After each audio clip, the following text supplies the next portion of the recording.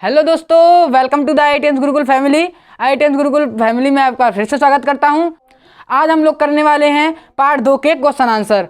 और अगर आपने पिछले 2 लेक्चर नहीं देखे तो उन्हें जाके देख लीजिए, क्योंकि उनमें मैंने परिभाषाएं और नियम बता दिए हैं। और आज मैं आपको जो क्वेश्चन करा रहा हूँ वो पिछले नवोदय के पेपरों में आ चुके हैं इस पार्ट से। ठीक है, तो पहला क्वेश्चन है, तो पहला क्वेश्चन आप स्क्रीन पर देख ही सकते हैं। पहला क्वेश्चन है कि 5 अंकीय छोटी से छोटी संख्या जो 75 से पूर्णतः विभाजित हो। तो कह रहा है कि 5 अंक की छोटी से छोटी संख्या क्या होगी जो 75 से कट जाए। कोई 5 अंक की संख्या है जो 75 से कट जाए। ठीक है, तो हमें वही संख्या निकालनी है। तो 5 अंक की सबसे छोटी संख्या क्या होती है? 5 अंक की छोटी संख्या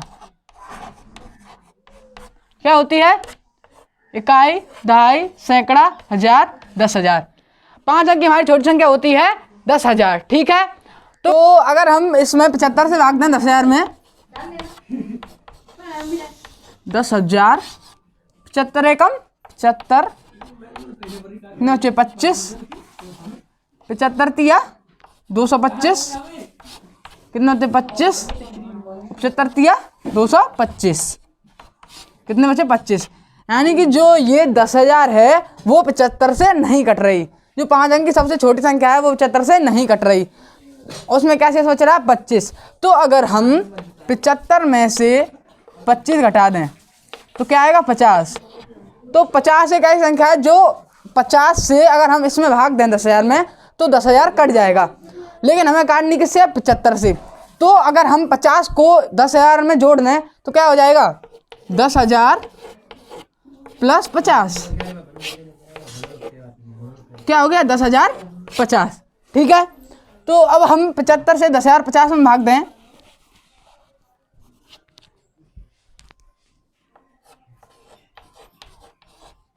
तो 75 एकम 75, 25, 75 तिया 225, कितना चाहिए?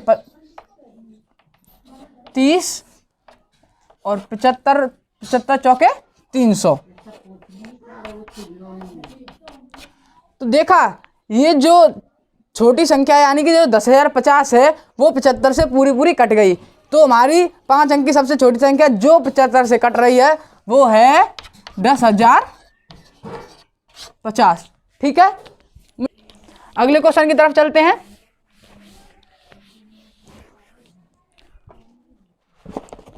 दूसरा क्वेश्चन है कि 8,93,645 तथा 6,35,489 के योग से जो संख्या घटाने पर संख्या 1 करोड़ प्राप्त हो वह संख्या। तो दूसरा क्वेश्चन हमारा कह रहा है कि इन दोनों के जोड़ से, यानी कि पहले मैंने दोनों को जोड़ना है।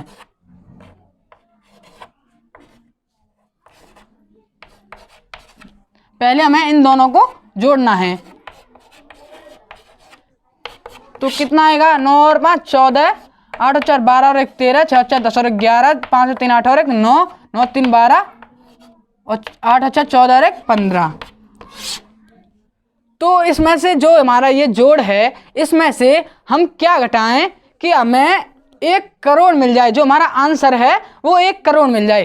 तो अगर हम 1,52,09,134 में से 1 करोड़ को घटा दें तो तभी तो हमें जो आंसर, वो जो घटाना है वो प्राप्त होगा। जो आंसर है वही तभी तो प्राप्त होगा। तो 52,09,134 हमें इसमें से घटाना है, इसलिए जब हमें 1 करोड़ प्राप्त होगा।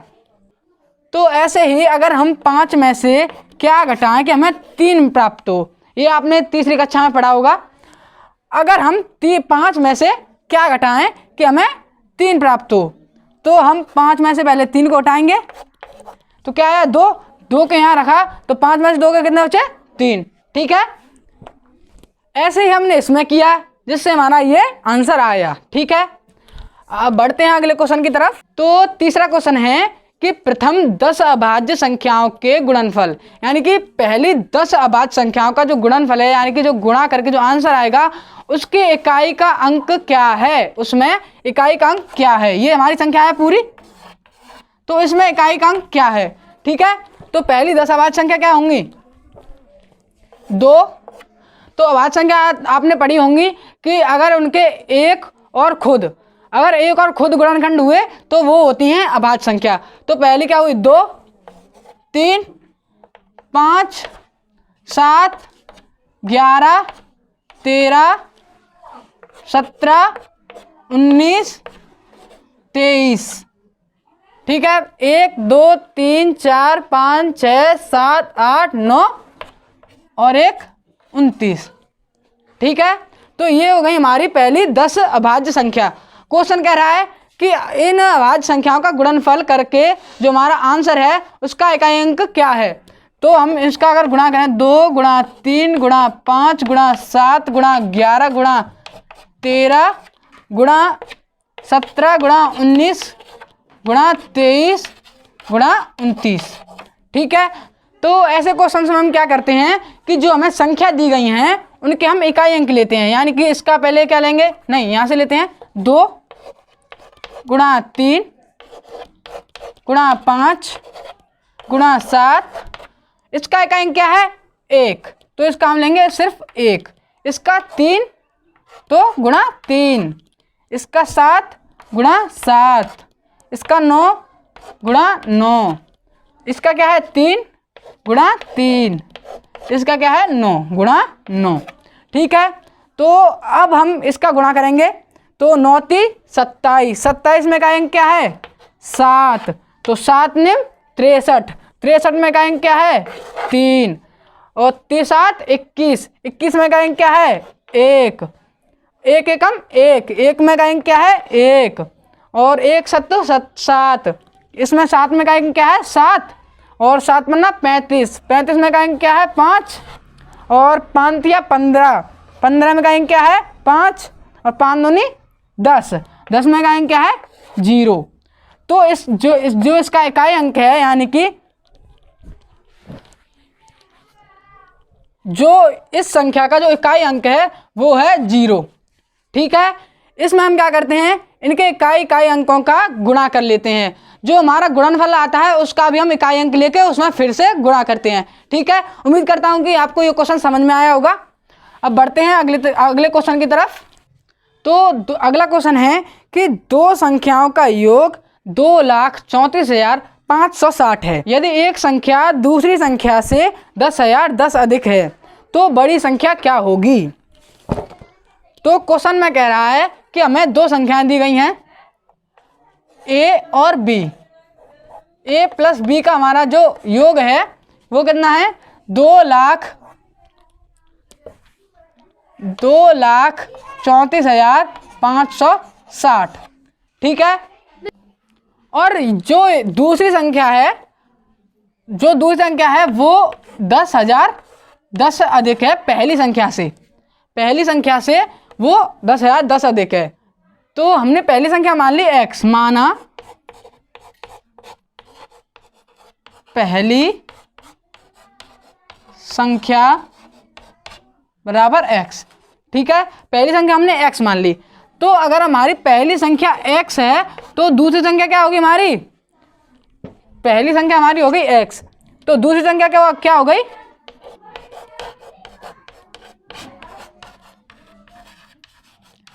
दूसरी संख्या पहली संख्या से 10,010 अधिक है।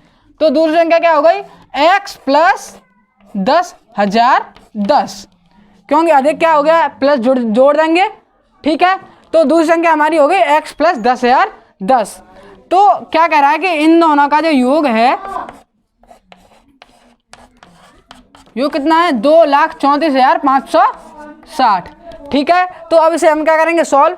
तो x और x कितने हो गए, 2x प्लस 10,010 बराबर 2,34,560। ठीक है, ऊपर वाले को रब कर रहा हूं, तो 2x बराबर 2,34,560 माइनस 10,010। तो आप लोग ये तो जानते ही होंगे कि अगर कोई संख्या यहाँ प्लस में है तो दूसरी साइड कहाँ पहुँच जाती है, माइनस में। ठीक है, तो इसका आंसर क्या होगा, 0। 6 में से गया 5, 5 में से 0 गया 5, 4 में से 0 गया 4 और 3 में से गया 2 और ये 2। ठीक है, और यहाँ क्या है 2x। तो x बराबर यहाँ क्या हो जाएगा 2, 2, 4, 5, 5, 0 बट्टे 2। ठीक है, तो इसे 2 से काट, तो जो ये x यहाँ पे है वो किस में है, गुणा में। तो अगर इसे हम 2 को यहाँ ले आएंगे तो किस में आ गई वो, भाग में। ठीक है, तो इसका आंसर क्या आएगा, 2 से 1, 1, 2, 2, 7, 5। ठीक है, इसका आंसर आया 1,12,275। ये कौन सी संख्या होगी, हमारी पहली संख्या। x बराबर हमने क्या रखा था, पहली संख्या। तो पहली संख्या हमारी क्या हो गई,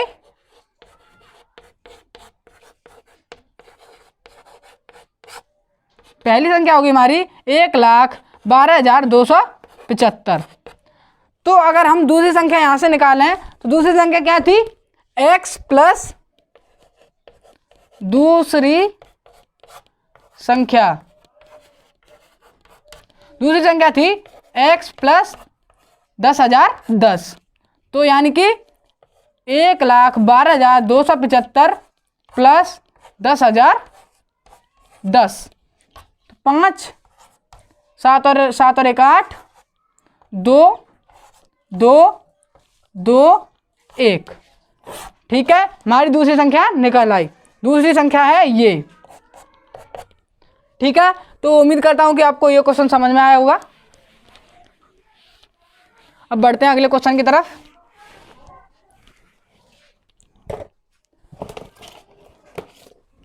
तो अगला क्वेश्चन है हमारा, अगला क्वेश्चन है कि संख्या 5.029 को किस संख्या से भाग किया जाए कि 50.29 प्राप्त हो।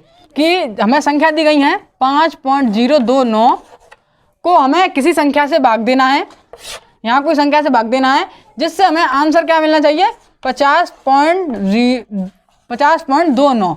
ठीक है, तो अगर हम यहाँ पे मान लें x, हम यहाँ पे x मान लें कि हमें पता नहीं कौन सी संख्या है, तो यहाँ हम x मान लें तो 5.029 बराबर क्या हो जाएगा, 50.29 गुणा x।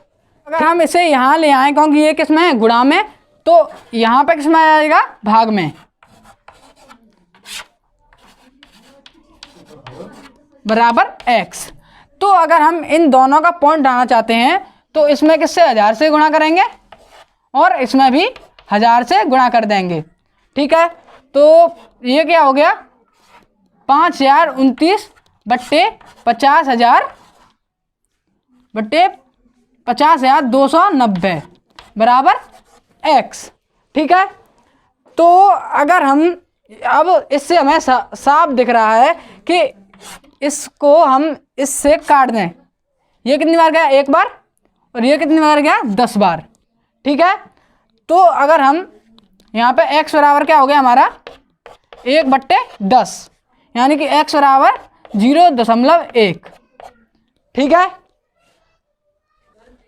तो अगला क्वेश्चन है, अमित अपने जन्मदिन पर कक्षा में सभी छात्रों को एक पार्टी देता है। इसके लिए उसने बिस्कुटों के 4 डिब्बे खरीदे। उसने कितने डिब्बे खरीदे, 4 डिब्बे। ठीक है, फिर कह रहा है प्रत्येक डिब्बे में 8 बिस्कुट हैं।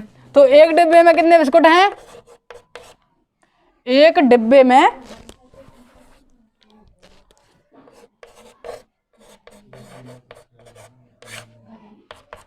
कितने, 8 बिस्कुट। ठीक है,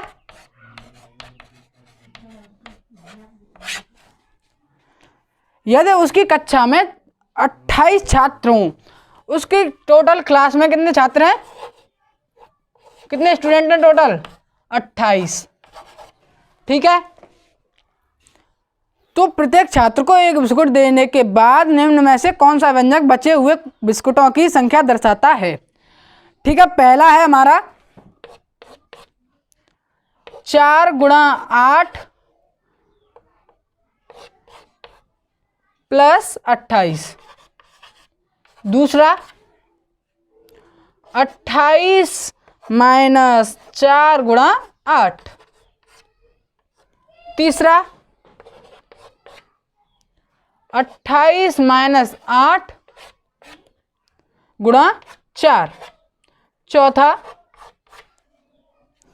4 गुणा 8 माइनस 28। तो क्वेश्चन ये है कि अमित अपने जन्मदिन पर 4 डिब्बे बिस्कुटों के मंगाता है। ठीक है, उस डिब्बे में एक डिब्बे में 8 बिस्कुट हैं और उसकी पूरी क्लास में 28 स्टूडेंट हैं। ठीक है, तो वो क्वेश्चन कह रहा है कि अगर इन 28 को बिस्कुट एक एक बिस्कुट दिया जाए उसके बाद कितने और बिस्कुट बचेंगे।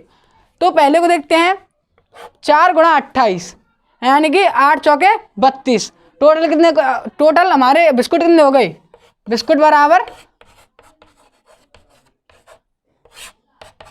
कितने हो गए हमारे 32। ठीक है, फिर प्लस 28 नहीं, ये क्योंकि ये गलत है, क्योंकि अगर हम 32 प्लस 28 कर देंगे तो ये तो हमारे स्टूडेंट और जुड़ गए, ये तो हमारे और स्टूडेंट जुड़ गए, तो ये नहीं हो सकता। ठीक है, दूसरा 28 माइनस 4 गुणा 32, 4 गुणा 8, तो 4 गुणा 8 कितना है 32, 28 में से घटा रहा, 28 में से घट रहे हैं, तो ये तो माइनस में पहुंच गए, तो माइनस में कोई बिस्कुट नहीं होते। ठीक है, अब तीसरा 28 माइनस 8, ये भी नहीं है।